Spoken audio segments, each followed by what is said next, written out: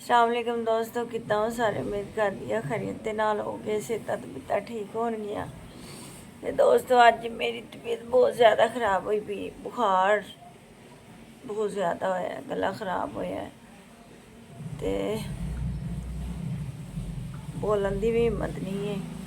ते मैं क्या मैं अपने दोस्तों नाल सलाम दुआ कर लवां और जेड़े जेड़े दोस्त साडे देख रहे ने साडे चैनल ते आए ने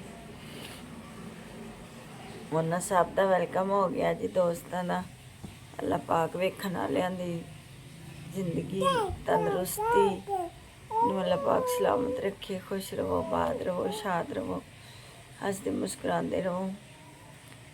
दोस्तों अज मेरी बड़ी तबीयत खराब, सारे पैर भरावा दुआ करना जल्दी जल्दी मैं ठीक हो जाऊँ। ते अज तो मैं जो का वाकया देखा वा ना, मेरे यकीन करो कि सिर की दर्द नहीं उतरती, मेरा दिल खराब होंदा वा।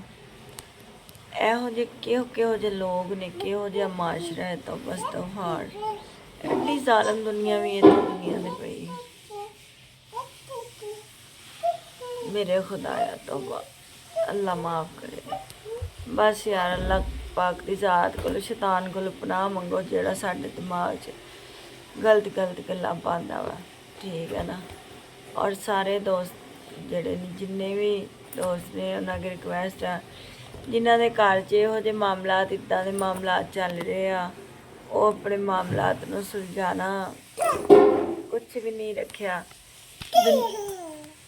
मैंने नूर ने तंग किया तो मोबाइल ले गया, गल देखो हिलाई जा रही फोन।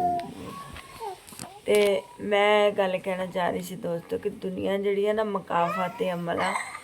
तुसी ये मत सोचो कि तुसी किसी दे नाल बुरा करोगे तो तुहाडा कदी अच्छा हो जाएगा, ये तो कदी सोचना ही नहीं ना। तो जिहड़ा ना दुनिया ते जिहड़ा अमल जो कोई भी करदा ना, उनदा सिला उन्हूं रब दी ज़ात दिंदी आ। ते आ वेखो नूर किन्ना तंग कर रही मैनू। मैं थोड़ी देर बाद आनी हाँ दोस्तों। हाँ जी, तो हुण मैनू सैड ते पा दिता मैं नूर नूं। मैं तुहानूं ये कह रही सी कि जिहड़ा बंदा जो दुनिया ते करदा वा ना उनदा अमल उन्हूं दुनिया ते सिला जरूर मिलदा वा। ते तुसीं सारे जिहड़ा ना हमेशा कोई इहो जी घर च ना इतफाकी होवे भी ना, ते आपस च बह के सुलझा लिया करो।